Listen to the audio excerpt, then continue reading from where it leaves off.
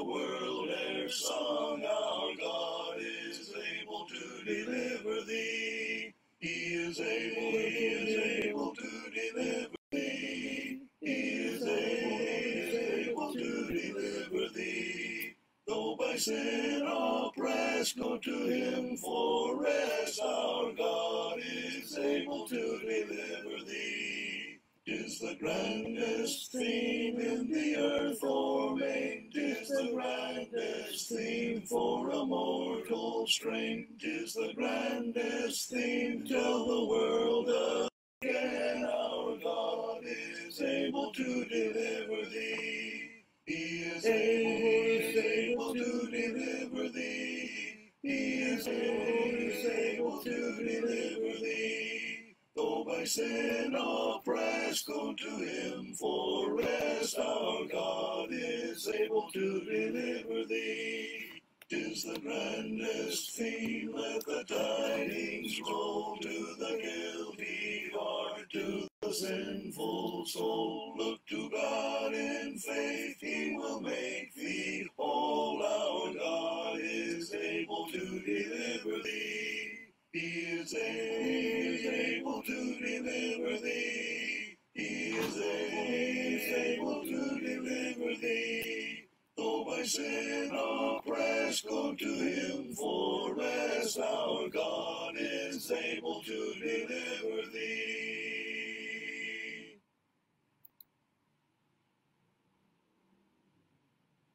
There's a message true and glad for the sinful and the sad. Ring it out, ring it out, ring it out, ring it out. It will give them courage too. It will help them to be true. Ring it out, ring it out, ring it out, ring it out, ring out. Merrily ring the words, steal away, or message in line and see. Send it today, still far from Jesus. Charity, love, and lost and lost and out, lost and out. Ring out, merrily ring the new wonderful news that making them free and free, happy and free to all the lost of every nation. Ring the message out.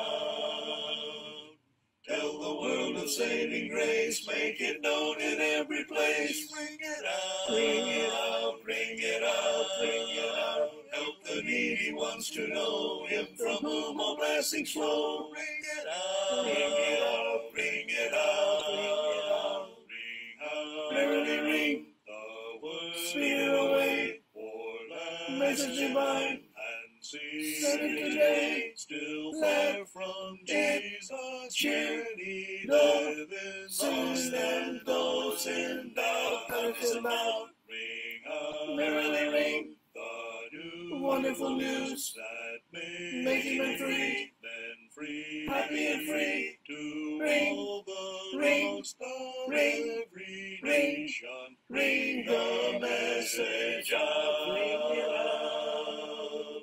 Sin and doubt to sweep away till shall dawn the better day. Ring it out, ring it out, ring it out, ring it out, till the sinful world be won for Jehovah's mighty Son. Ring it out, ring it out, ring it out, ring it out, ring out. Merrily ring the word, steal away, for message divine, and see. Send it today, still far from Jesus. Charity, love, lost and those in doubt. Brings them out. Ring out, merrily ring the new wonderful news that making them free, happy and free to ring the lost of every nation. Ring the message out.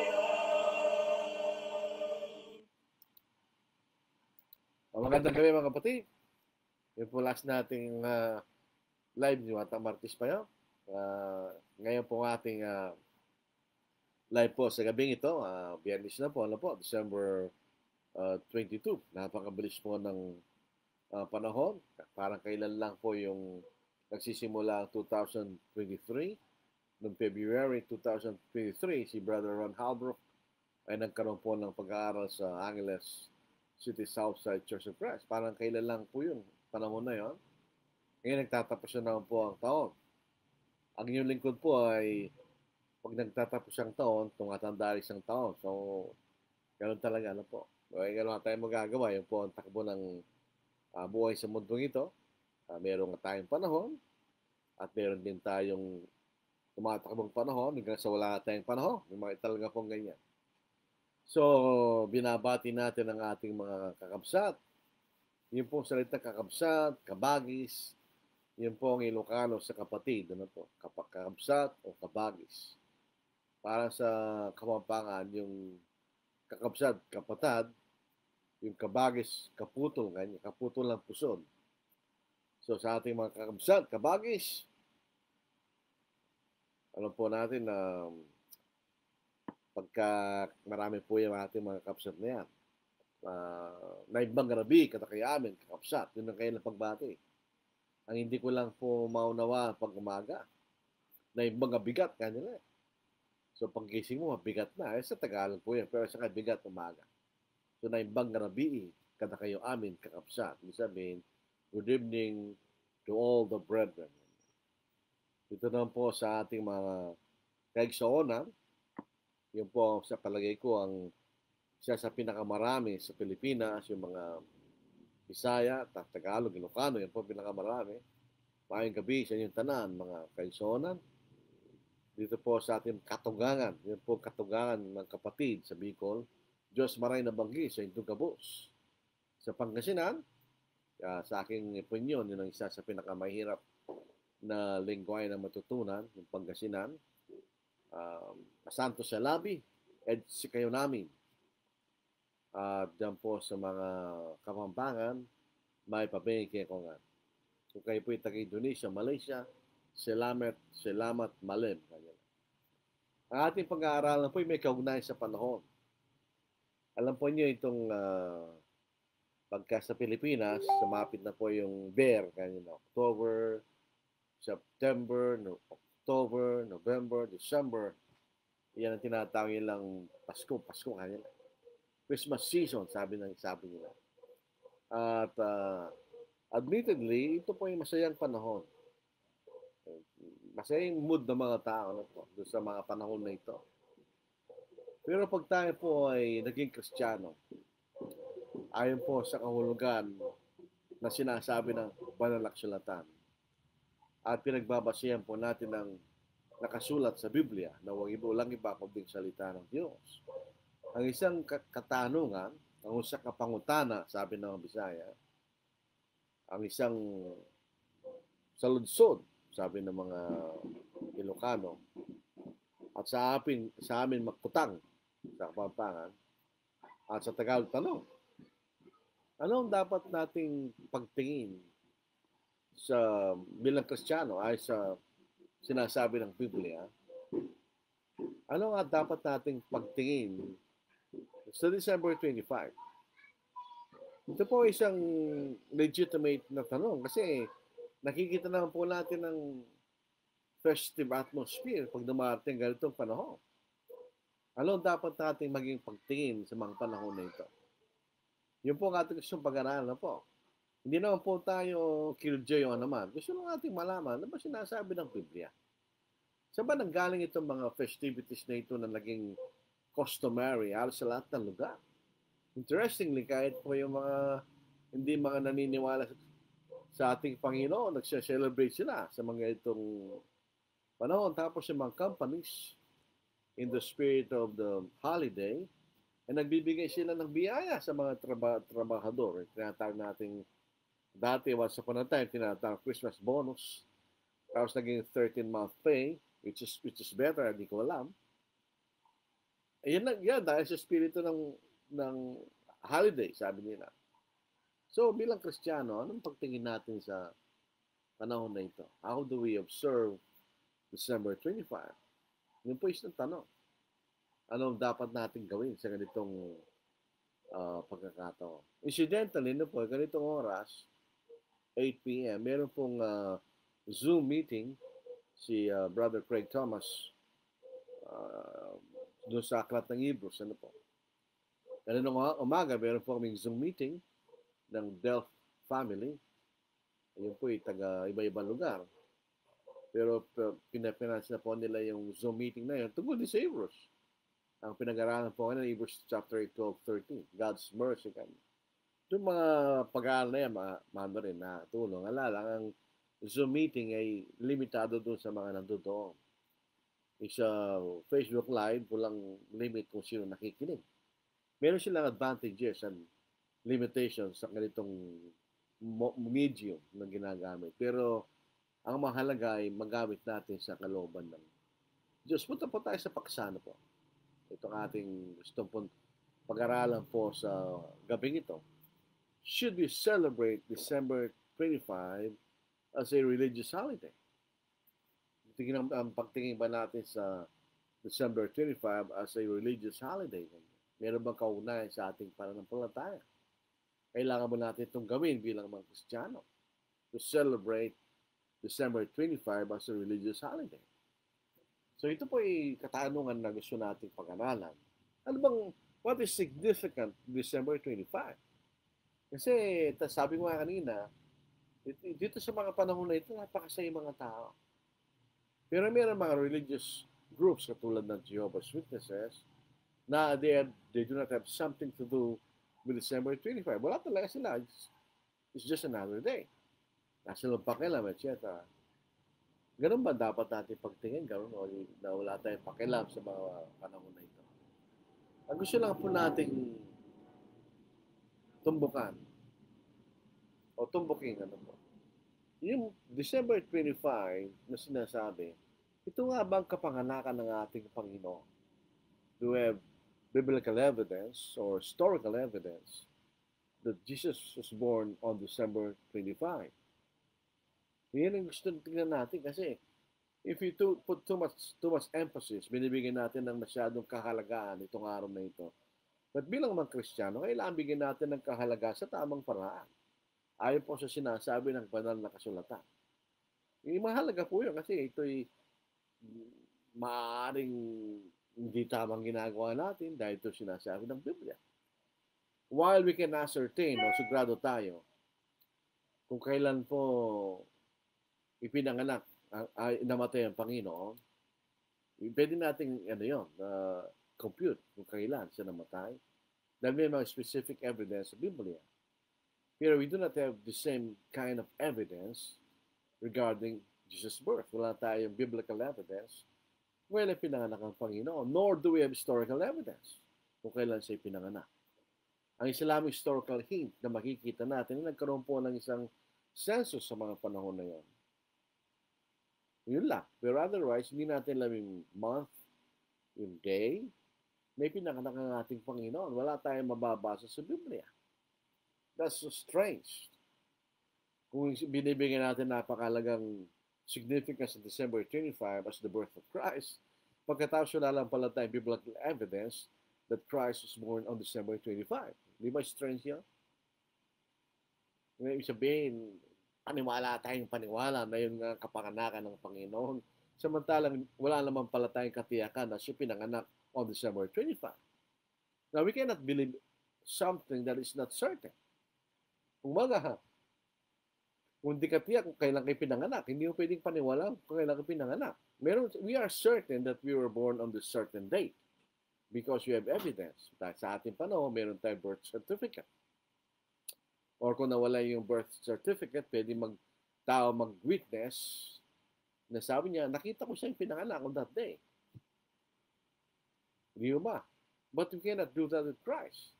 Eh, paano natin makakatiyak na siya yung pinanganak nga noong December 25? Either, yung problema pa, yung taon ng kapanganakan ng Panginoon. Si Dionysius, na isang nag-compute, transferring from the founding of Rome, yung umpisa ng panahon, patungo sa kapanganakan ng ating Panginoon, nagkamali pa siya ng calculation. Ang dapat sana ay pinanganak ng Panginoon nung year 0. Siyempre, nasimula o year 1. Kaso, nag-calculation na mali pa, naging 4 BC. Something like that. Ibig sabihin, how can Christ be born 4 years before he was born? Yun po isang historical mistake ni Dionysius. Pero ganoon din po sa kapanganakan ng Panginoon. Wala tayong specific, exact evidence na pinanganak nga sa December 25. Kaya kung tayo pa maging serious sa ating usapan, meron pong biblical account ng kapanganakan ng Panginoon. Obviously meron. Dahil hindi naman natin malalaman ang kapanganakan ng Panginoon na siya pinanganak kung hindi natin magbabasa sa Biblia. Lahat po ng ating pinaniniwalaan galing sa Biblia. At account ng kapanganakan ng Panginoon ay isa lang. Sa Luke chapter 1. Unlike dun po sa nakagawian nating isipin na yung Matthew chapter 2 ay patungkol sa kapanganakan ng Panginoon. Hindi, yung exact na account ng kapanganakan ng ating Panginoon ay matatagpuan po natin sa Luke chapter 2. Pasinin po natin for your information, FYI, sabi ng modernong tao. Ang lugar po ng Israel ay isang lugar na hindi katulad ng Pilipinas na puro dalawa lang ang season, yung dry and wet season. Dalawa lang. Kung hindi tag-ulan, tag-tuyot. Sa panahon natin ngayon, December to February hanggang March, tag-tuyot yan. Walang ulan. Alas wala. Liban lang po sa northeastern part ng bansa natin, eastern part ng Pilipinas. Pero otherwise, yung ibang lugar, wala. Katulad sa atin, hindi man ang maulan. Pero malamig. Dahil dala po ng yung northeast monsoon. Nagdadala ng konting ulan at lamig galing sa northern countries na katulad ng China, Siberia, etc. Nakikilamig lang tayo sa lamig na galing doon. Pero Israel, siya po ay galing nandun siya sa temperate region. So katulad siya ng US, etc. Meron silang winter.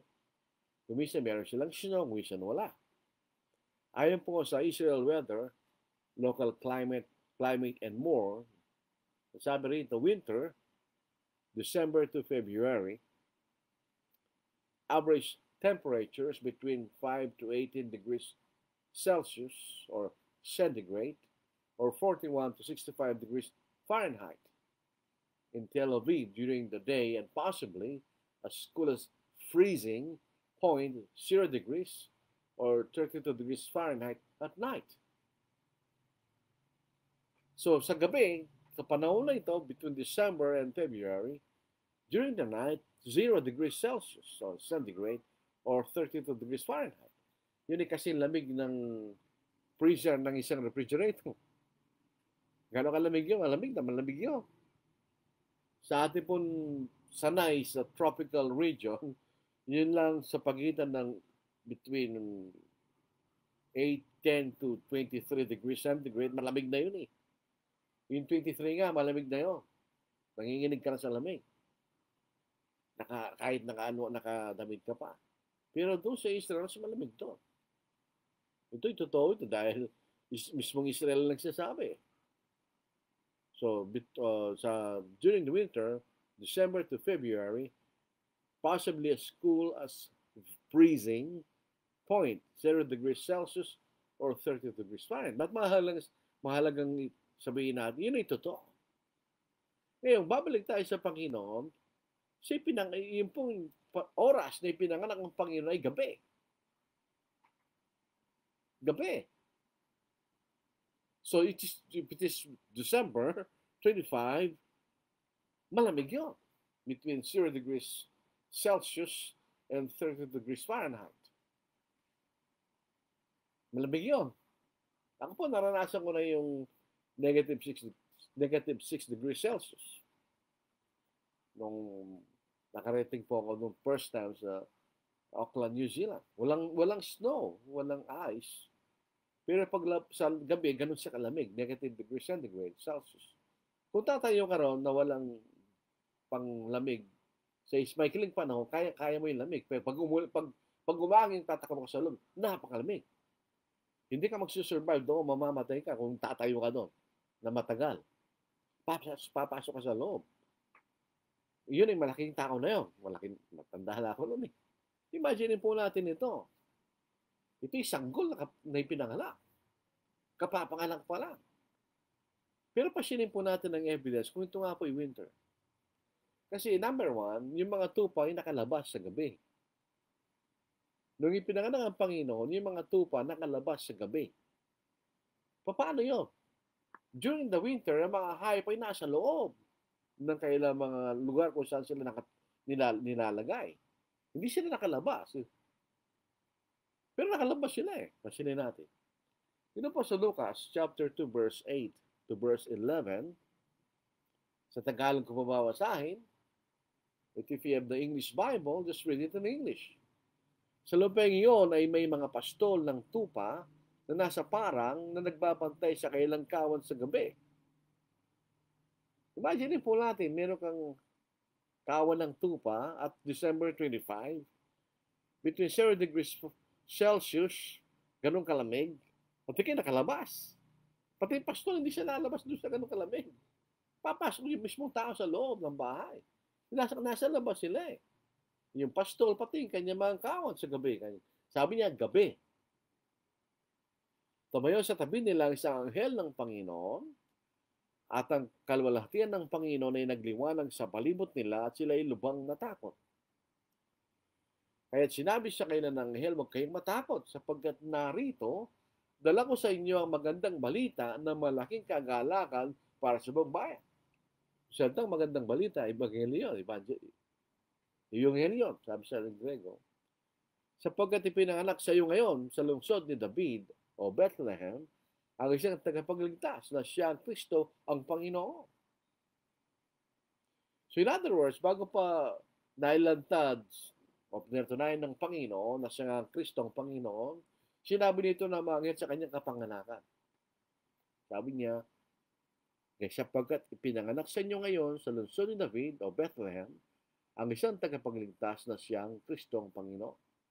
So isang bagay makikita natin. Kung hindi taglamig, imposible yan. Hindi lalabas ang pastol sa ganung kalamig. Dahil hindi siya magsusurvive. Kung ganun ka, nasa labas ka ng ganung katagal. At yung mga hayop niya, ganun din.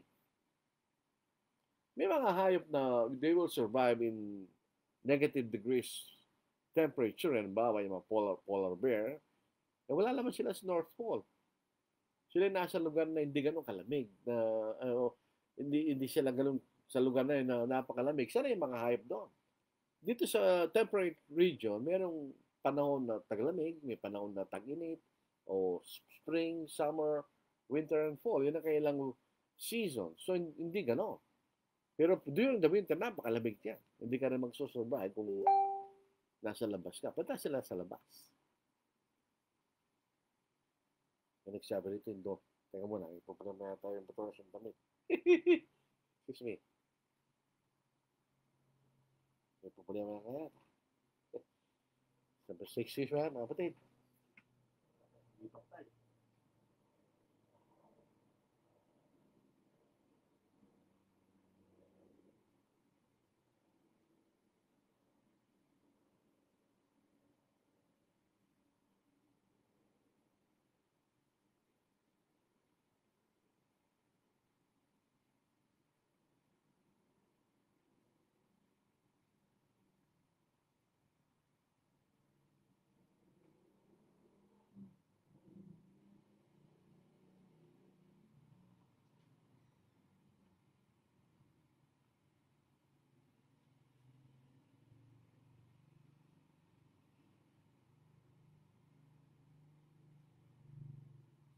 Maraming salamat, Brother June. Makikita po natin. So po ay nasa labas sila ng parang at malamig. Imagine po natin yan, mga kapatid. Kung yan December 25, yan po ang pinaka-zenith ng sinasabi winter solstice. Yan pinakamahabang gabi sa buong taon. Ay, siya mahaba rin lamig doon.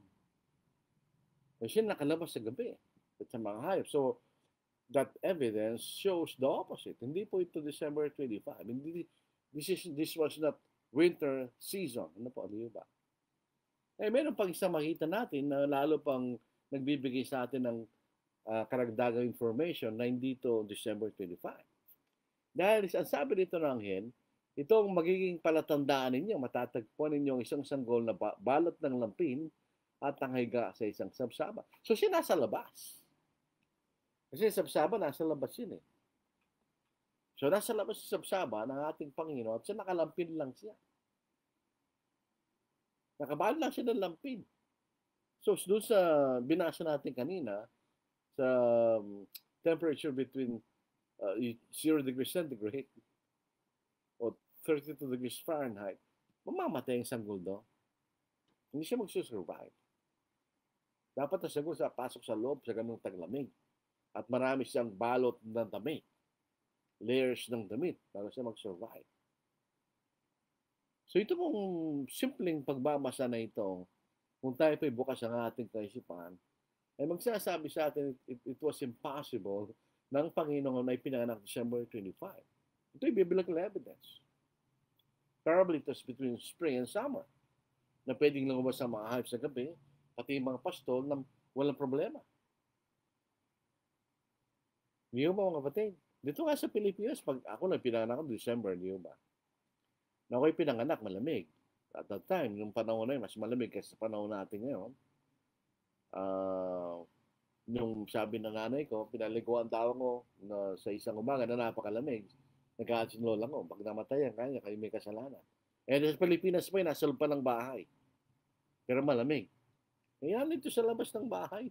At nakalampin lang. Nasasabsaba lang ang ating Panginoon. Paano siya magsusurvive sa ganong kalamig? Mamamatay ang ating Panginoon. Dahil tao siya, di ba? At that time, siya ipinanganak bilang sanggol. Impossible yun. It's not possible na gano'n ng scenario December 25. Pangatlo, makikita natin. Dito po sa Lucas pa rin, Lucas chapter 2 verse 1, nagkaroon po ng isang census. Sa panahon ni Augustus Caesar. Kung mapansinin po, meron siyang time frame. Sabi niya, Augustus Caesar. Upang magpatala sa buong daigdig. Yun ang isang bagay. Historical hint sa atin. Pangalawa, ito ang unang pagtatala na ginawa ng si Quirino ay gobernador ng Syria. So ano po itong census na ito? Yung census na ito ay magpapatala doon sa lugar kung saan kayo pinanganak. So si David o si Joseph at saka si Maria, pareho silang lahi ni David. Kung titignan nyo ang salinlahi ng Panginoon sa Matthew chapter 1 at ang salinlahi ng ating Panginoon sa Lucas chapter 3, hindi sila pareho. At certain point, meron silang pagkakaiba. Pero sa Matthew chapter 2, titignan nyo mga kapatid, tinetrace ang salinlahi ng ating Panginoon mula kay Abraham at wala kay David. Di ba? Makita natin sa Matthew chapter 1. Sabi nito, galing kay Abraham begot Isaac, etc. Pagkatapos pagdating po dito kay David, meron po dito sila magkakaroon ng pagkakaiba. Ano po? Dito po sa salinlahi ni Matthew, ang ating Panginoon ay pinanganak kay Solomon. Sa Matthew chapter 2, verse 7. Diba? Pero sa Lucas chapter 3, makikita na meron silang konting pagkakaiba. Ito po interesante pag-aralan dahil si Kristo ay anak ni Joseph, supposedly, legally speaking, at ang talagang anak niya ay sa kanyang pagkatao ay ang kanyang ina, si Maria. Dito po sa salinlahi naman po ayon kay Lucas, si Kristo na ating Panginoon, hindi siya galing kay Solomon. Ibang anak ni David ang pinanggalingan ng ating Panginoon. Tingnan nyo, i-trace po natin po. Pagdating natin, sabi dito, sa verse 31, Luke chapter 3, verse 31, the son of Meliah, the son of Menan, the son of Matatha, the son of Nathan, the son of David. Ito pinatutunayan, kaya ko lang bilanggit yan, na si Joseph ang legal father ng ating Panginoon according to Jewish law. Ang sinusunod ay ang salin-lain ng ama. Dahil si Joseph ang legal father ng ating Panginoon, dahil walang ama ang Panginoon ayon sa kanyang pagkatao, so sinunod ang Jewish way sa Matthew chapter 2. In Lucas chapter 3 na pinatutunayan si Kristo anak ng tao, tinrace nila ang salin-lain ng Panginoon ayon sa kanyang tunay na pagkatao. Sa ito'y salin-lain ng kanyang anak na si Maria, na anak na lahi ni David. Kasi sila papunta sa Bethlehem dahil si Maria at si Jose ay mga lahi ni David. Sila pinanganak sa Bethlehem. So ito makita nating census. Pumunta ang lahat upang magpatala, bawat isa sa kanyang sariling bayan.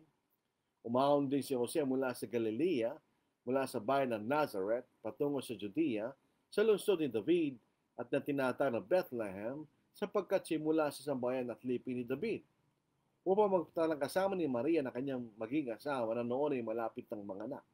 Kasi po natin ito, sila ay nagbiyahe mula sa Nazareth, mula sa Nazareth, patungo sa Bethlehem.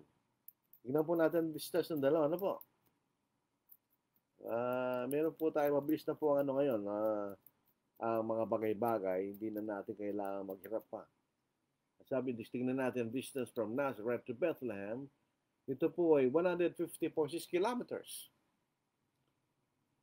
Sa panahon po natin ngayon na meron na mga daan, sabi po ng internet, 2 hours and 2 minutes via Yitzhak Rabin Highway, Route 6. Wala namang Yitzhak Rabin Highway, Route 6 noong panahon ng Luke chapter 2. Sila yung naglalakad. Sila yung nagbibiyay sa pamagitan ng hayop. So, hindi ito makukuha sa loob ng 2 oras. Ito'y araw ang paglalakbay. Tagal yan. Mga isang linggo, 2 weeks, whatever. Paano magsusurvive maglalakbay sa ganung kalayo sa panahon na yan? Ngayon, sa panahon po natin ngayon, sabihin na malapit lang yan. 150 kilometers, malapit lang yan. Totoo sa panahon natin ngayon. Because of modern transportation, of modern roads, madali lang yan. Pero hindi sa panahon nila. Bagal lang ang paglalakbay nila. Imagine natin kung naglalakbay sila during the winter. Na paggabi, umahabot ng 0 degrees centigrade. Hindi na pa pwede yan, di ba? So ito ay lalong tumitingkad ang biblical evidence ng ating Panginoon. Hindi siya pinanganak during winter time sa Israel. So most probably, ito ay spring or summer time. Dahil kung kaya niya, maglakbay ka ng ganun kala, hindi ganong delikado yun, di ba? Kasi kung kung sa init lang, pwede mo nalagyan ng yung protection yung, kung saan ka ba naglalakbay. Pero kung winter, wala talaga magagawa dyan. So, imposibleng winter yun. Hindi ko alam bakit pinipilit na ngayon.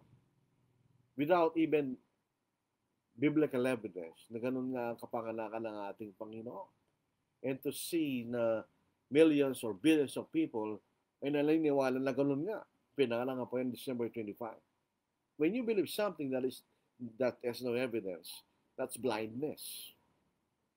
Para kang bulag, hindi mo tinitilang. Totoo nga pinaniniwala mo, hindi. Ay po, delikado po yun sa larangan ng anuman. Ito sa larangan ng justisya ng tao.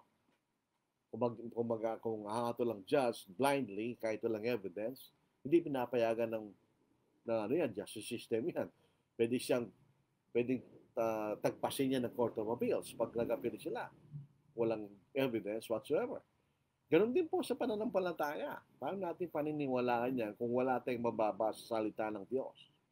Sa Romans chapter 10, verse 17, ang sinasabi sa atin, ang paniniwala o pananampalataya ay nagagaling sa pakikinig at sa pakikinig ng salita ng Kristo, salita ng Diyos, depende sa ating salin. Meron bang sinasabi salita ng Diyos? Kung kailan ay pinanganak ng Panginoon? Wala. Kung ito'y mahalaga upang ating i-celebrate ang kapanganakan ng Panginoon, bakit hindi sinabi ng Diyos? Di ba? Kung sasabihin sana ng Biblia, ito ang kapanganakan ng aking anak, mag-celebrate ka sa kapanganakan niya, wala man tayong mababasa. So wala tayong mababasang kautusan. Wala tayong mababasang kautusan na ang ating Panginoon ay pinanganak December 25. Wala rin tayong kautusan na kailangan nating i-celebrate ang kapanganakan ng ating Panginoon. So that's in a religious sense. Unfortunately, kahit sa mga ibang churches of Christ, meron silang special Christmas worship. Sa mga ibang denomination, they have December 25 worship. Especially sa Roman Catholic Church. Talagang meron silang special masses yan. Tawag niya, Misa de Gallo at ang tawag yan. That's a religious celebration. Pero unfortunately, wala tayong biblical evidence that Jesus Christ was born on December 25. Incidentally, ako pinangalan December 24. Kaya nga pinangalanan po akong Lordy. Dahil yung my late Auntie Rose, ano po, nandun siya nung nakalakam nanay ko. Ang pangalan ng asawa niya ay Jesus. Sabi niya, kung papangalanan po natin Jesus ito, dalawa na yung Jesus kanya. So, Lord din na lang, o Lord plus Y. Yun ang origin ng pangalan ko. Dahil pinangalan ko December 24. Malapit ng December 25. Kasi nung panahon na yun, pag pinanganak ka December 25, meron ka regalo sa ospital. Pero hindi nakayanan ng nanay ko siguro. Pinanganak ko December 24, 10:45 p.m. December 24, 10:45 p.m. 1 hour and 15 minutes na lang. Pero ako, sigurado kong ipinanganak December 24. Pero ang Panginoon walang evidence na siya ipinanganak December 25. At saka in Matthew chapter 2, hindi yan sa mismong kapanganakan ng ating Panginoon. Meron pong mga bagay doon na inconsistent sa kapanganakan ng ating Panginoon. Sa Luke chapter 3, ang Panginoon ay pinanganak sa isang sabsaba. Yung po tinatawag nilang Belen scene ay mali. Ando doon yung tatlong hari kanila. Walang tatlong hari sa kapanganakan ng ating Panginoon. Ang nandoon yung mga shepherd sa gabi. Yun ang nandoon, pumunta doon sa kapanganakan ng Panginoon. Walang mga wise men from the east. Tignan po ninyo. Sa Matthew chapter 2, sa verse 1, after Jesus was born in Bethlehem, and in the days of Herod the king, behold, wise men from the east came to Jerusalem, saying, where is he who has been born king of the Jews? So pinanganak na siya, di ba? For we have seen a star in the east and have come to worship him. When Herod the king heard this, he was troubled. Eh, siyempre, mayroong ipinanganak na hari ng mga Hudyo. Si Herod ang hari ng Israel sa panahon na yun. And all Jerusalem with him. And when he had gathered all the chief priests and scribes of the people together, he inquired of them where the Christ was to be born. So they said to him, in Bethlehem of Judea, for thus it is written by the prophet, but you, Bethlehem, in the land of Judah, are not least among the rulers of Judah. For out of you shall come a ruler who will shepherd my people Israel. So, nagalit si Herod. So, sa verse 7, then Herod, when he had secretly called the wise men, determined from what time the star appeared. So, tinanong nila kung kailan lumabas yung star. Dahil yun ang oras na pinanganak ang Panginoon. So, dito, 2 years and below ang nakita nila. So, pinapatay lahat ni Herod yung lahat na sanggol 2 years and below. Tingnan nyo kung saan sila pumunta. Nakarating, ano po? Verse 8. And he sent them to Bethlehem and said, go and search carefully for the young child. Doon po sa Luke chapter 3, babe, sanggol. Dito, young child, kanya. Hindi kaya binabasa ito ng mga naniniwala sa Bethlehem scene. Nung yung pumunta yung mga wise men from the east, hindi na babe ang tawag sa ating Panginoon. Young child, kanya. And when ye have found him, bring back word to me, that I may come and worship him also. When they heard the king, they departed. Behold, the star which they had seen in the east went before them until it came and stood over where the young child was. Yung boy sanggol o young child. When they saw the star, they rejoiced with exceedingly great joy. And when they had come into the house, ganyan. So itong discrepancy ng bilin. Doon sa Luke chapter 10, nasa sabsaban ng Panginoon. Yes, that's true. Pero doon sa Matthew chapter 2, nasa bahay na sila. Wala na sa sabsaban. When they had come into the house, they saw the young child with Mary, his mother, and fell down and worshipped him. When they had opened their treasures, they presented gifts to him, gold, frankincense, and myrrh. So, tingnan niyo ang kamalian ng pinaniniwalaan.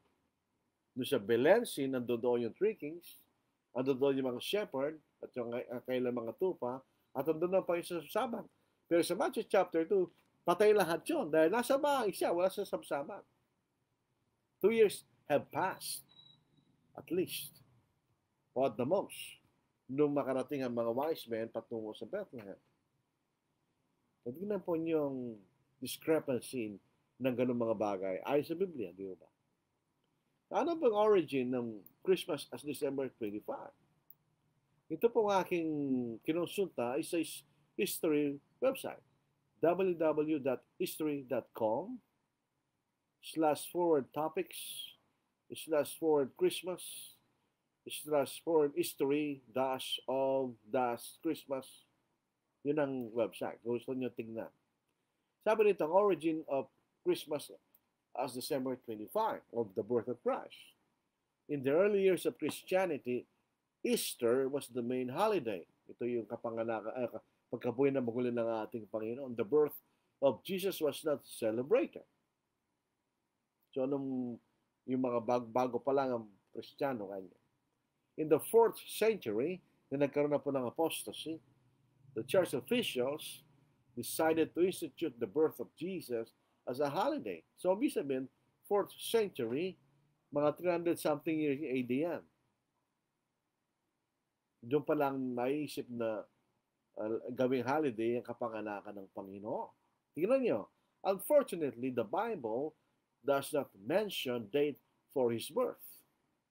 Open parenthesis, a fact Puritans later pointed out in order to deny the legitimacy of the celebration. Yung mga Puritans, ito po yung mga parang mga Calvinist something galing sa England na di sila naniniwala doon sa December 25 bilang kapanganakan ng Panginoon.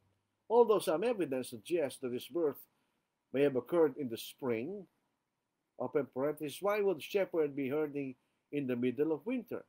Question mark, close parenthesis. Pope Julius I chose December 25. The Bible did not state that Jesus was born on December 25.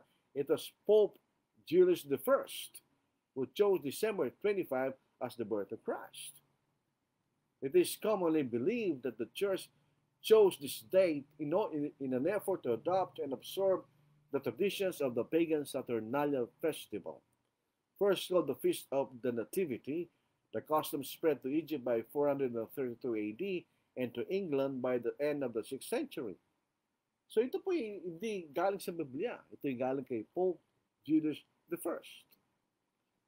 Tuloy po natin. By holding Christmas at the same time as traditional winter solstice festivals, church leaders increased the chances that Christmas will be popularly embraced, but gave up the ability to dictate how it was celebrated.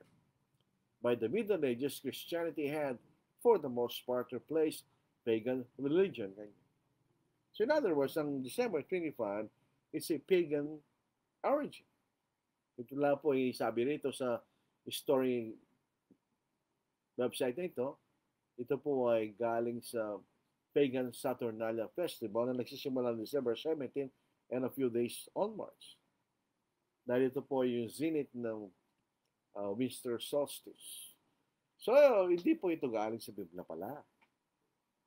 So, ngayon, bakit po natin bilang mga Kristiyano, why should we celebrate something that is not in the Bible, but of human origin?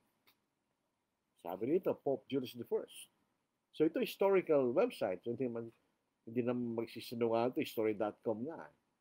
So, they are based on historical evidence kung saan galing itong ganitong klaseng celebration. So yung records will bear Pope Julius the first show December 25. So yun ang pinanggalingan.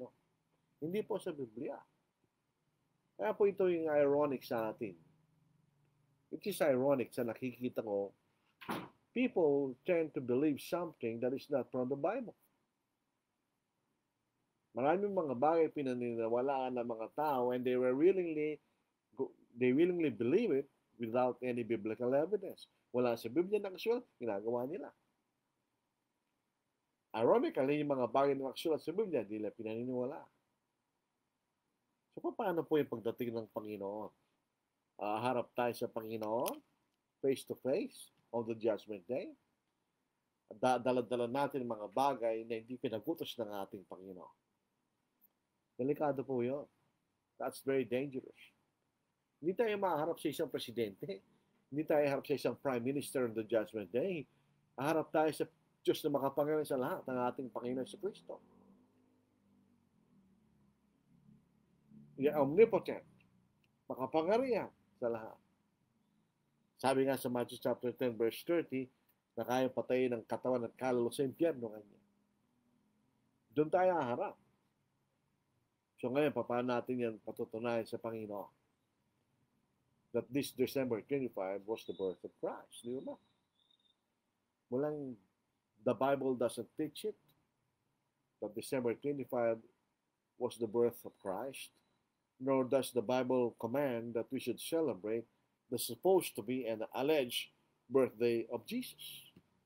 Walang utos na ating celebrate. So why should we celebrate December 25 as the birth of Christ when it is not the birth of Christ?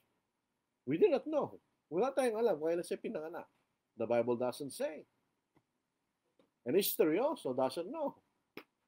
So paano natin yan, di ba? Sipin po natin yan. Kayo naman, ganyan, Christmas na lang, hindi tayo kilo-joy. So, Christmas, modern day. Christmas 25 is a holiday almost around the world. Sa buong mundo, holiday po yan. Sa Roman Catholic countries, ito yung ironic. Nakita ko po ito, hindi ako maaari magsinungaling. Ano po? It is celebrated with a mass. Yung po mystically yan. And the day is characterized by gift-giving, which is not bad, drinking, and revelry. At ano ba ibig sabihin ng revelry? Ayon po sa dictionary, lively and noisy festivities, especially when this involved drinking a large amount of alcohol. Actually, sa itong revelry sa Greek, ito po may kaugnayan sa pag-inom ng alak. Ito po yung punto na ikaw ay nakainom na ng marami, pwede ka pa lasing, pwede kayo masaya. Ito po yung punto na ikaw sumisigaw, kumakanta ng malakas. That's revelry. Kasalanan po yun sa Biblia. Isipin ninyo, ito'y kapanganakan ng Panginoon, which is the Lord and the Christ and the Savior. And kung December 25 is the day, or the sake of argument, is the day of the birth of Christ, we should observe it with all respect. Dahil ito'y kapanganakan ng ating tagapagligtas. Pero hindi yun ang ginagawa nila It's opposite of what Christ represents. Ang ating Panginoon represent holiness or separateness from sin. Pero itong celebration ng Christmas is sinful. Maraming nanginginom ng alak dyan. Pero pang nagkakaroon kay ingay-ingay. Pero wala naman siya masama kumakanta Pero pag may panginginom pa ng alak, may paglalasing na ginagawa. Sounds of revelry issued into the night hanggang sa gabi. Dito po sa 1 Peter chapter 4 verse 3, ito po yung kasalanan actually. Sabi rin sa 1 Peter chapter 4 verse 3, for we have spent enough of our past lifetime in doing the will of the Gentiles. When we walk in lewdness, lust, drunkenness, revelries, tingin sa litang yun, drinking parties, and abominable idolatries. In regard to this, they think it strange that you do not run with them in the same flood of dissipation, speaking evil of you. Ayun ang ginagawa pag December 25. Tignan nyo, pasinin nyo. Hindi ba yan ang ginagawa? Paano kung sakali mang yan ang kapanganakan ng, paano matutuwa ang Panginoon dyan? Yung lahat na binanggit na yun ay kasalanan sa Panginoon. That's ironic kung talagang yan ang celebration ng December 25 as Christmas, kung birth of Christ, for the sake of argument, paano matutuwa ang Panginoon dyan? Pero hindi po yan kataka-taka. Itong panahon, araw na ito, at yung mga araw na kasunod niyan, ito yung panahon ng pangiinom ng alak, ginagawang mga bagay na nakakahiya. They celebrate the so-called birth of Christ by getting drunk and reverend. Hindi naman lahat, pero may tayo makikita ang ginagawa niya lang. Pero hindi ito kataka-taka. Balik po tayo sa quotation na po. Kanina, sabi nito, by holding Christmas at the same time as traditional winter solstice festivals, church leaders increased the chances that Christmas would be popularly embraced, but gave up the ability to dictate how it was celebrated.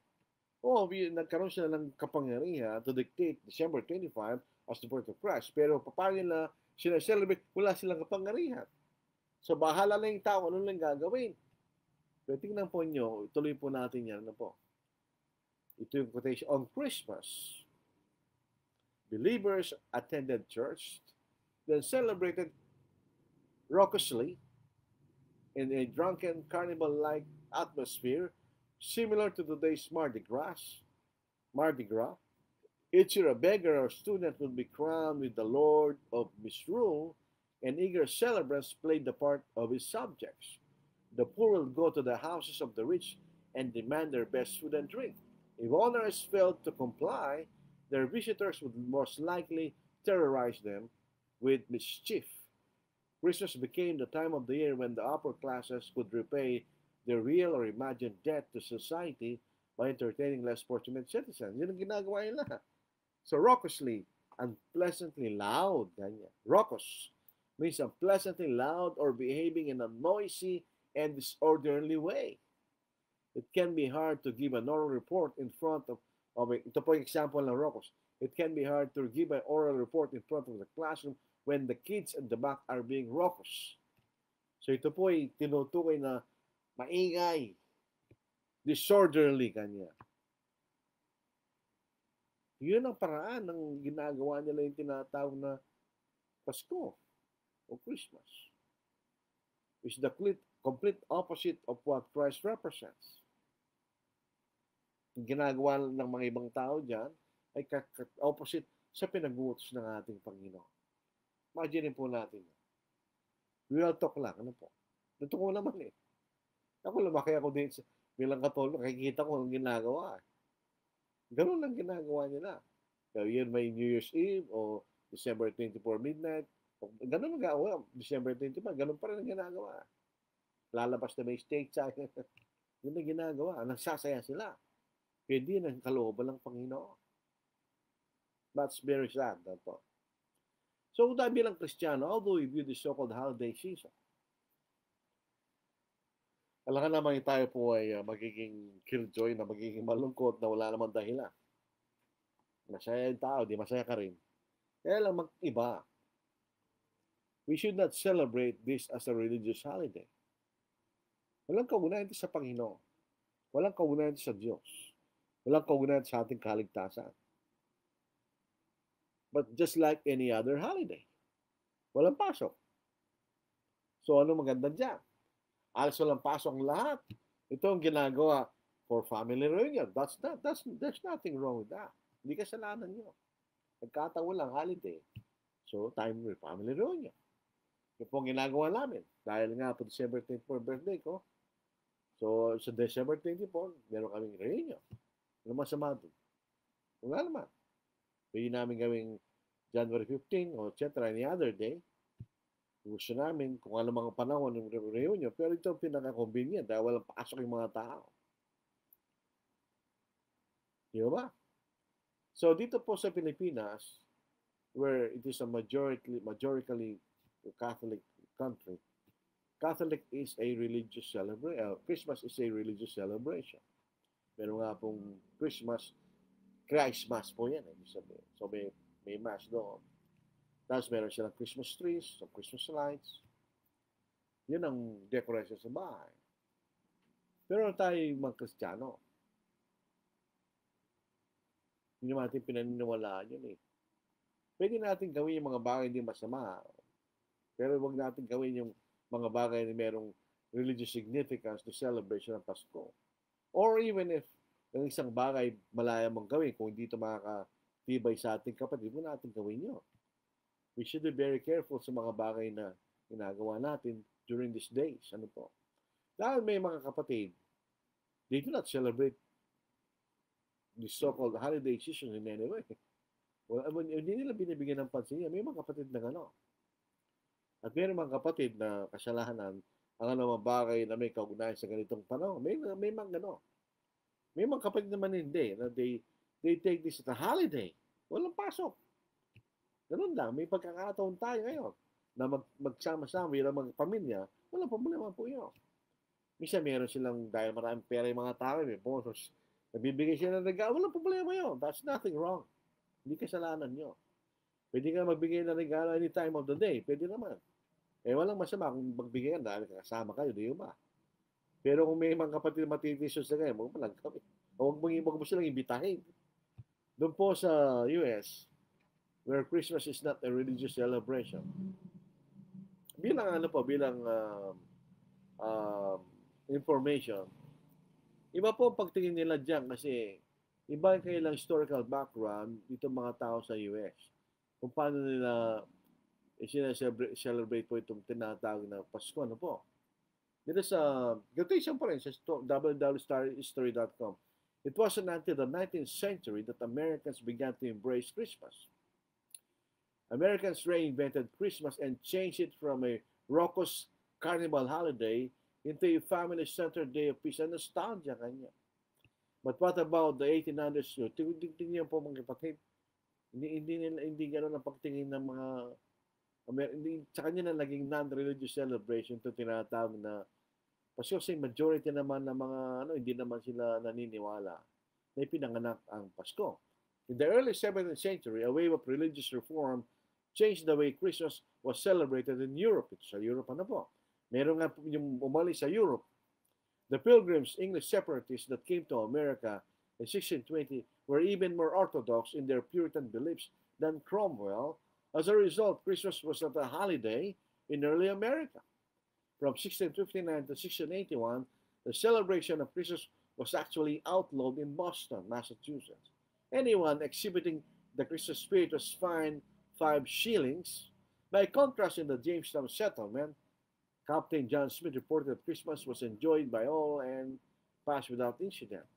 After the American Revolution, English customs fell out of favor, including Christmas. In fact, Christmas wasn't declared a federal holiday until June 26, 1870. Ganyan. So, ganun ang pagtingin ng mga tao doon sa Amerika. Dahil hindi naman po majority Roman Catholics doon, they view Christmas as a non-religious celebration. Sa atin, iba. Dahil nga po tayo nandito sa Pilipinas. So, ano po ang ating bilang Kristiyano ng ating pagtingin dyan? Number one, we should view the non-sinful aspect of this holiday as a matter of conscience. Kung gusto mong gawin mo, kaya mo, di what? Huwag mong ipilit sa iba. We have the liberty to do them dahil hindi naman silang kasalanan. But if they will not edify other Christians, then we might as well not do them. Kaya nga hindi na tayo naglalagay ng Christmas tree o Christmas light. Dahil hindi ito makakatulong sa ibang mga kapatid. So, hindi natin ginagawa. Hindi man tayo mamamatay kung wala tayong Christmas tree o wala tayong Christmas light during this season. Ano po? Ako, kung bibili ako ng Christmas light, sindihan mo from January hanggang December. Light lang yun eh. Pero kung gagawin mo special night during this holiday, hindi maganda yun kasi parang kang naniniwala na gano'n nga ang sitwasyon sa bahay mo. Naniniwala kayo na si Kristo pinanganak December 25. So, generally, ang mga Kristiyano naintindihan nila yun. Pero hindi lahat ng Kristiyano gano'n. Meron mga Kristiyanong talagang laban na laban dyan. Ayaw nila yung Christmas tree, ayaw nila yung Christmas light. Hindi by matter of conscience. Talagang paniwala nila, mali yan. May mga gano'n. So, iba-ibang pagtingin ng mga Kristiyano dyan. So, dahil hindi naman po yan mababasa sa Biblia, so hindi mahalaga yan. Better as well na wag lang maglagay ng gano'n. Wala man tayo mapapala dyan. Kung naglalagay sila, bahala sila. That's them. Sasagutin nila sa Panginoon yun. Matter of conscience nga po yun, di ba? So, anong hindi natin dapat gawin bilang mga Kristiyano? Number one, we should not spend lavishly. Ako po, nalulungkot ako eh. We are not willing to give lavishly to the Lord on the first day of the week. Nalulungkot ako minsan. But we are willing to spend lavishly sa ibang mga bagay na hindi mahalaga. Nalilimutan natin na kinakailangan tayong maglagak ng kayamanan sa langit, hindi lamang kayamanan sa lupa. Dahil kayamanan sa langit, magliligtas yun. Kayamanan sa lupa, hindi. Magagastos ka ng napakalaki sa mga panahon na yan. Bilang isang Kristiyano, pagkatapos pagdarating ng linggo, gano'n lang ibinibigay natin sa Panginoon. Where's your conscience? Talaga niya magtutuwa ang Panginoon doon sa ganong ginagawa natin kung tayo Kristiyano. Sipin lang natin yun. Alam ng Panginoon kung magkano binibigay natin sa araw ng linggo. Alam din ng Panginoon kung anong biyaya binibigay niya sa atin. So if you are willing to spend lavishly sa ganitong non-essential holidays na tinatawag, why are not we willing to give lavishly to the Lord on the first day of the week? Dahil na dapat natin isipin, dahil kahit ano pang milyon ng gastos mo sa araw ng tinatawag na holiday nito, wala mang halaga sa Diyos yun eh. Natutuwa ba? Wala siyang pakilam yan. Wala siyang halaga. Hindi may pinagutos yan eh. Ang pinagutos niya yung tayo magbigay sa Kanya every first day of the week. Yun ang utos ng Panginoon dapat natin gawin. Itong holiday season ito, optional kung gusto mo gawin o hindi. Kung gusto matulog kayo lang sa araw na yan, very good. Gusto mo makipag-family sa iyong mga kamag-anak dahil holiday, bahala ka. Hindi yan required ng Panginoon. It's just a matter of liberty sa atin. Yung iniisip ko lang po yun eh. Ang daming biyaya binibigay sa atin ng Panginoon bilang mga Kristiyano. Most probably, ginagamit lang natin sa ating personal na kaligayahan. Paano naman ang Panginoon? Paano gawain ng Iglesia? Ito pang makikita natin. Dun sa panahon na ito, yung mga nagtatrabaho, mayroong bonus yan. Extra yun, extra biyaya yun. Dapat sana, pagdating ng December, na yung mga kapatid, meron silang bonus. Dapat may bonus din ang pagbibigay sa Iglesia, di ba? Nisip ba natin yun? O ninanakawan natin ng Panginoon? This is not popular, but I don't care. Ito ang dapat natin tingnan bilang mga Kristiyano. Hindi naman popularity yung pangangaral. I do not care that if I'm not popular. Basta tinuturo natin kung ano yung totoo. That's popular thing. Nagsisimula na tayong umalis. Sa totoo eh. Nalulungkot ako pag may ako nakikita ng church anniversary, church Thanksgiving. Hindi pinag-utos ng Panginoon yun eh. Bakit natin ginagawa yun? Wala tayong scriptural authority sa ganung mga bagay. There is no social activities sa larangan ng Iglesia ng ating Panginoon. So binibigyan natin na masyadong halaga something that is not really important. Baka nagkakasala tayo sa Panginoon. Oo, mahalaga sa akin ng makita ko yung aking mga kamag-anak. Mahalaga yun. Hindi naman kasalanan yun. Pero kung tayo may magagastos sa hindi mahalagang bagay sa mga panahon na ito dahil marami tayong pera, at pagkatapos ng pagbibigay tayo sa Panginoon, hindi naman proportionate doon sa biyaya binigay sa atin, baka nagkakasala tayo. We will face that on the judgment day. Dahil tayo pinagkatiwalaan lang tayo ng Panginoon sa mga bagay na meron tayo. O, di ba? Pag-isipan natin. Imbes na ano-ano inisip natin. Kalo namatay tayo sa mga panahon na ito. Kasi ka ng gastos na ng bagay hindi mahalaga. Tapos hindi tayo nagbibigay na maayos pagdating ng unang araw sa linggo. Di ba? Di ba kaya nakakalungkot siya sa panahon ng Panginoon? Yun ang isipin po natin. Yung paano tayo na ipapakita natin bilang mga Kristiyano. Kahit anong panahon, sa panahon na ito, anumang panahon, na tayo ang liwanag ng siyang libutan at asin ng lupa. That we are distinct. We are not the same as the world. Para malong maniwalang Panginoon na tayo mga Kristiyano. Hindi naman tayo kila Diyos. Hindi ako naniniwala. Bakit ka na magiging malungkot? Hindi naman hindi ka mandat maging malungkot. Kung meron kang extra biyaya, pwede kang bumili ng para sa sarili mo. Huwag natin kalimutan ng Panginoon. Siya nagbigay ng lahat sa atin.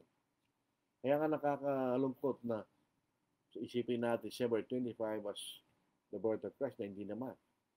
Hindi mo pinag-utos ng Biblia yan. Wala tayong mababasa ganoon. But we see it as the most important day of the year. Which, when the most important day of the year is first day of the week. Na pagsamba sa Panginoon. Yan ang pinakamahalaga sa Diyos. Yan ang pinag-utos siya sa atin. Pinag-utos na alalahanin natin ang kamatayan ng Panginoon during the Lord's Supper every first day of the week. Anong ginagawa ng iba? Once a month? Not every first day of the week. Pero they celebrate Christmas na hindi yung pinag-utos ng Panginoon. Yun po ang mga bagay na yung mga nangangaral na ganyan, naharapin nyo sa Panginoon pagdating ng araw. Mag-ingat po tayo sa anong tinuturo natin, sabi ng Biblia. Hindi natin tayo pwedeng magturo ng doktrina lang ng mga tao dahil hindi tatanggapin ng Diyos ang ating pagsamba. So be sure, if you believe December 25 is the birth of Christ, be sure that you can prove it from the Bible. Na ating Panginoon ay pinanganak December 25. Can you prove it? No, you cannot prove it. Kahit ano pang gawin nyo, wala tayong mababasa sa Biblia. Yun ang makikita natin. So sa atin, ito holiday season is a holiday dahil holiday. Not because Jesus was born. Holiday lang. Dahil yung mga tao may mga bonus, masaya sila. Well, so be it. Pero huwag naman tayo lumampas na hindi nararapat yung mga ginagawa ng iba dyan, na hindi na maganda. Birth of Christ, naglalasing, na anong ginagawa nila. Tatanggapin mo ng Panginoon yan. Magagalit pa ang Panginoon. You are disrespecting the Lord na namatay para sa atin. At ginagawa nila sa supposed to be na kapanganakan ng Panginoon ang mga bagay na kasalanan sa Panginoon. Hindi ba nakakalungkot yun? Nakakalungkot yun. So tayo, buti na lang tayo Kristiyano. Hindi tayo naniniwala. December 25 as the birth of Christ. So be it. Ganun ang ating pagtingin. Kung gustong matulog sa araw na yan, matulog ka. Gustong makipagkita sa iyong mga kamag-anak dahil meron pa ka, gawin mo. Walang halaga sa Panginoon niya kung gagawin mo, hindi. Yan ang Romans 14 eh. Yan ang mga bagay na hindi naman mahalaga sa Panginoon. Kung ikay makikipag-reunion, kung hindi ka makikipag-reunion, nasa sa'yo. Walang pakialaman Diyos. Those are matters of indifference with God. Wala siyang pakialam dyan. So in the first place, hindi naman siyang gumawa niyan. Tao lang gumawa ng mga celebration na yun, hindi naman ng Diyos. Wala naman December 25 as the birth of Christ sa Bible. Period. Ngayon, kung meron kayong katunayan, sabihin nyo, pero sa sigurado ko, wala. Mag-invento lang kayo ng pero wala kayong mababasa. Wala tayong mababasa. Magsaya tayo, holiday. Why not? Wala namang problema po yun. Basta magsaya tayo in a situation na ayos sa kalooban ng Diyos. Hindi yung mga bagay na taliwas sa kalooban ng Diyos. Kasi magbigay ng regalo, okay lang. Wala namang problema po yan eh. Bigyan mo ng regalo yung tao, di okay. Gusto mong tumulong, di gawin mo. Pero huwag natin gawin yung mga bagay hindi pinag-utos ng Panginoon. Yun po malungkot yan. Hindi ko alam, ba't ganun eh. Maraming mga special day na mababasa natin sa kalendaryo. Supposed to be mga religious something, tapos iba yung ginagawa. Hindi ko maintindihan yun. Hindi ko maintindihan yun. Bakit ganun? It's opposite doon sa kailang sa sinasabi ng Panginoon. So ito po ating pag-aaral. Bilang mga Kristiyano, bahala tayo kung paano pagtingin niya. Wag lang tayong maniwala ito yan ang pangangalakan ng Panginoon. Wag lang tayong gawa ng mga bagay na kasalanan sa Diyos. Gusto ito yung mga bagay na hindi kasalanan sa sarili niya. Pwede mong gawin. Nasa sa iyo. Pero hindi ito December 25 ay kapangalakan ng Panginoon. Kaya ako, wala kang Christmas tree, wala kang Christmas light. Wala ba nun? Gastos lang yan. Pangalawa, wala naman significance sa atin yan. Ano ba? Ayaw, ano ba yung mga ganon? Baka makatishot ka pa sa kapatid, di ba? Wala lang. Sanay naman tayo walang ganon. So be it. Hindi natin gawin yun. So, baka yun ay nagre-represent ng something that is not scriptural, ba? Hindi natin gawin yun. So, sana po naging maniwalag. Kung hindi naging maniwalag, pwede pa yung mga tanong sa mga bagay na ito na patungkol po. Sabi nga po ni Brother, nakita ko si Brother Terenisa, maganda po yung ano niya, na the birthday of Jesus is not in the mind of God, but in the mind of man. Kaya nga hindi pinakita sa atin sa Biblia dahil wala sa isip ng Diyos yun. Isip lang ng tao yun. To celebrate this is the birth of Christ, which is not the birth of Christ. Maganda po yung comment ni Brother Leonito rito. Ito po sa po. Maraming salamat. Hindi po ako kinig, ha? Hindi naman ganun dapat gawin. Bakit ka malulungkot? Hindi ka naman malungkot. Gusto mong maging masaya sa araw na yun, dahil holiday, nasa sa iyo. Basta ang ginagawa natin ay sa kalooban ng Diyos, hindi tayo nagkakasala, it's up to you. It's a matter of conscience. Kung anong gusto mong gawin sa mga panahon na ito, nabat natin na yung religious way. Nalulungkot nga may mga supposed to be churches of Christ na nababasa ko sa mga magazine, nakikita sa internet, that they have a special celebration sa araw na ito.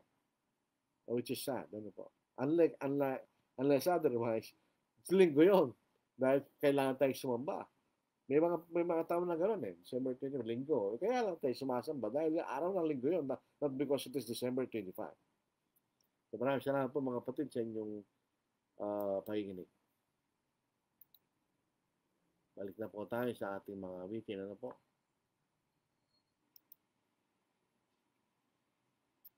Have you been to Jesus for the cleansing power? Are you washed in the blood of the Lamb? Are you fully trusting in His grace this hour? Are you washed in the blood of the Lamb? Are you washed in the blood, in the soul cleansing blood of the Lamb? Are your garments spotless? Are they white as snow? Are you washed in the blood of the Lamb? Are you walking daily by the Savior's side? Are you washed in the blood of the Lamb? Do you rest each moment in the crucified? Are you washed in the blood of the Lamb? Are you washed in the blood, in the soul-cleansing blood of the Lamb? Are your garments spotless? Are they white as snow? Are you washed in the blood of the Lamb? When the bridegroom cometh, will your robes be white, pure and white in the blood of the Lamb? Will your soul be ready for the mansion's bride, and be washed in the blood of the Lamb? Are you washed in the blood, in the soul-cleansing blood of the Lamb? Are your garments spotless? Are they white as snow? Are you washed in the blood of the Lamb? Lay aside the garments that are stained with sin, and be washed in the blood of the Lamb. There's a fountain flowing for the soul unclean. Oh, be washed in the blood of the Lamb. Are you washed in the blood, in the soul-cleansing blood of the Lamb? Are your garments spotless? Are they white as snow? Are you washed in the blood of the Lamb?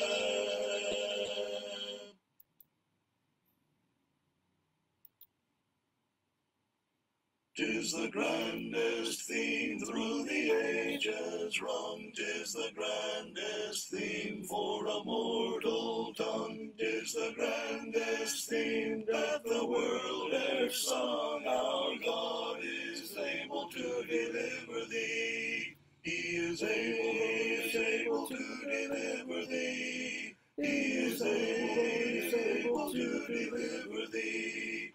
Though by sin oppressed, go to him for rest. Our God is able to deliver thee. 'Tis the grandest theme in the earth ordained. 'Tis the grandest theme for a mortal strain. 'Tis the grandest theme. Tell the world again, our God is able to deliver thee. He is able to deliver thee. He is able to deliver thee. Though by sin oppressed, go to him for rest. Our God is able to deliver thee. 'Tis the grandest theme. Let the tidings roll to the guilty heart, to the sinful soul. Look to God in faith, he will make thee whole. Our God is able to deliver thee.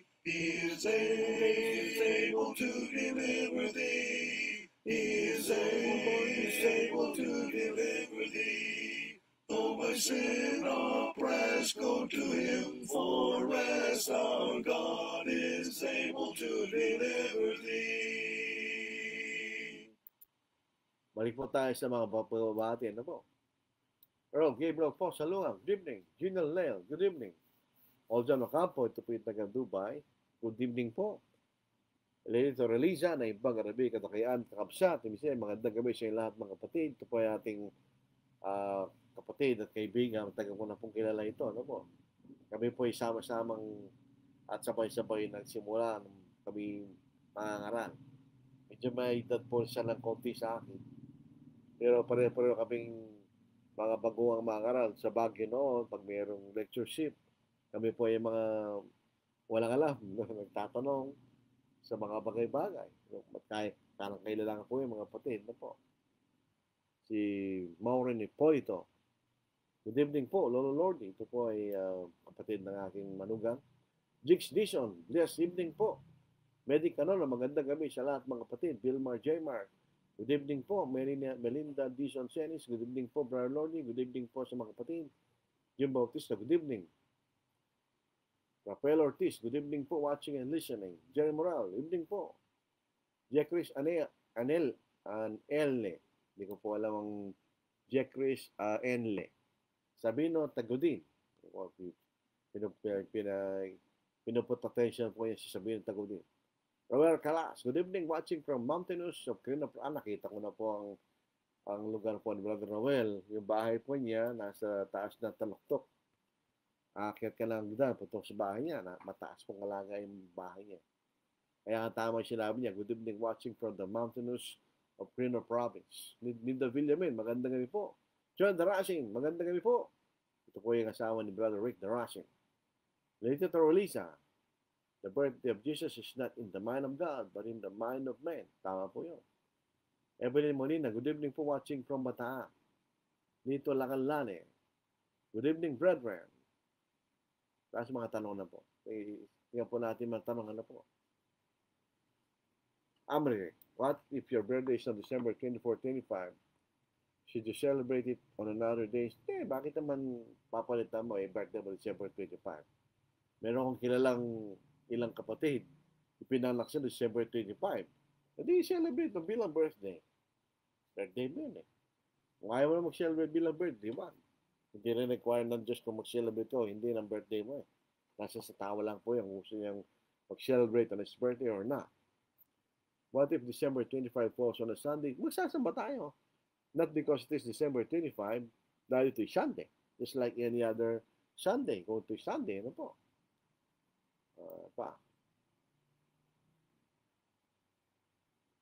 Nowhere does the Bible say that you should. Christmas is a holiday to celebrate isn't mentioned in the Bible. The idea of celebrating it didn't come until centuries later. Ito yung pa sinabi natin kanina, ano po? Pero ito po, kung gusto nating mag-celebrate family rin, nasa sa atin yun. Sabi nga po ng Romans 14, one person esteems one day above another, another esteems every day alike. Kung ito po ay sa tingin nyo Just like any other day, okay. Walang problema sa Diyos yun. Gusto mong gamitin yung opportunity na magsama kayo mag-aanak in a reunion, do so. Hindi rin tayo nagkasala sa Diyos. Si Brother Rolly Martinez Molina, ito rin po ay kapatid na matagal na namin kilala na po. Magandang gabi, Brad. Magandang gabi sa lahat ng mga kapatid. 2 John 9, ang sino man nagpapatuloy din na sa Ari Kristo ay hindi karoon ng anak, kinuha ng Diyos. Ano na sa aral, kinuha ng Ama at hindi nakatampo yan. Hindi naman tayo inutusan na paniwalaan na itong kapanganakan ng Panginoon. Huwag natin paniwalaan. Bawal po magbigay po ng Christmas lights, tree, or anything related at Christmas holiday. There are some Christian posting Christmas materials. Ako po bilang kapatid, marami naman po tayong pagkakakitaan. Bakit pa tayo magiging kaparaanan, baka magkasala pa yung tao.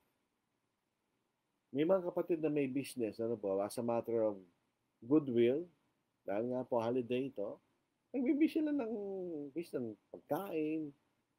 As a matter of good, wala akong nakikitang masama doon. Sabihin, nagpapasalap lang sila sa kanyang mga kliyente. Magbibigay ka ng pagkain, may problema yun. Kaya ba't magbibigay ka ng Christmas light o Christmas tree? Kung ikay isang Kristiyano, po.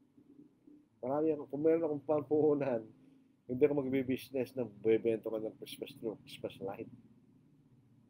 Ba't ko naman gagawin yun? Meron ka pa ibang pagkakakitaan, di ba? Although sabihin for the sake of argument, di namang Christmas tree lang naman eh. Christmas na, baka nakakatisod tayo sa mga kapatid. Meron po isang sitwasyon sa Amerika na isang Kristiyano, hindi siya naniniwala na dapat ang Kristiyano ay maglagay ng Christmas tree sa panahon na ito. So, hindi siya naniniwala. Wala siya Christmas tree. Pagka binibisita niya sa kapatid, para sa kaya option na din, naalis na yung tree. Kaya hindi matisod. Kaya huwag na maglagay. So, wala naman pong kaugnayan yan sa ating pananampalataya. Hindi naman tayo pinag-utos na gawin yung mga bawal. Wala natin gawin. Hindi nga naman tayo mamamatay kung wala tayo Christmas tree, Christmas light. Sanayan lang ng utak yun eh. Kung kita mo, wala ba't kung maglalagay ng ganyan, hindi mo mahalaga. Kasi nung maraming pagkakataon, may sa kaugnayan ng Pasko na ito, nagsisinungaling pa yung mga magulang natin nung ulang panahon eh. Sabi na, nung maliit kami, mag-behave kayo, ganyan. Kung hindi, wala kayong regalo kay Santa Claus, ganyan. Ikaw naman na bata, naniniwala ka to, siyempre sinabi ng magulang mo eh. Magpapakitano ka ngayon. Tapos, pagdating kaya ng ganitong oras, magising kayo kanya. Punta kayo sa balkonahe, meron kayong balkonahe. Kita may mga regalo doon, nakabahan pa sila. Galing ka Santa Claus yan ngayon. Hindi mo pala sila, wala lang pala Santa Claus. Pag nakita ko sila lang naglabalot eh. Nawala na yung sindak at excitement no, pero hindi totoo yan. Wala naman problema yan. Kaya hindi mo lang tutukoy ganun ka mo. So, alam po, makikita natin. Ba't na magbibigay ng ganun? We are putting an impression na paniniwala natin katulad ng iba. Yan ang iniwasan natin. Dahil sabihin natin, Christmas tree, Christmas light is just a matter of liberty for the sake of argument. So, sabi natin ganun. Pero may mga kapatid, hindi naniniwala dyan. Pero nagbibigay tayo ng katitusuran sa mga kapatid. Sa mga bagay na hindi na mahalaga sa Diyos. So, huwag na lang. Kung ako may business, hindi ko gagawin yun. Sabi nga po ni Brother Nicholas Rogue, biblical deviants do. Totoo yun. Deviants because they do not believe in the Bible. They umaalis sila. They go away from the scriptures. So again, just a holiday. So, holiday. But not to celebrate as the birth of Christ. Wala naman sa Biblia. That is not taught in the scriptures. Diba? Huwag ka na malungkot. Huwag ka naging malungkot. Huwag ka na dapat malungkot. Yung mga nalulungkot na hindi dapat malungkot, pero problema yung mga yun. Magsaya, di magsaya ka. Magsaya ka na, masaya mga kapitbahay mo, di magsaya ka, masaya sa buhay mo. Pero hindi ibig sabihin na naniniwala ka na yun yung kapangalakan ng Panginoon. Hindi ako naniniwala doon. Minsan may kumakatok sa bahay, mga bata, kumaawit, ibigyan mo ng silyo para lang sumaya sila, pero hindi ka man naniniwala na Dahil nagbibigay, dahil kapanganakan ng Panginoon, dahil hindi hindi naman natin, para lang sila hindi maboryong doon. Kaya magbigay ka hindi, walang pakialaman Diyos doon. Ito yung mga bagay na pag-uugalan ng tao, walang pinag-uutos ng Diyos. May business tayo, mag-isip tayo na mas maganda. At di kayo magbigay ng Biblia.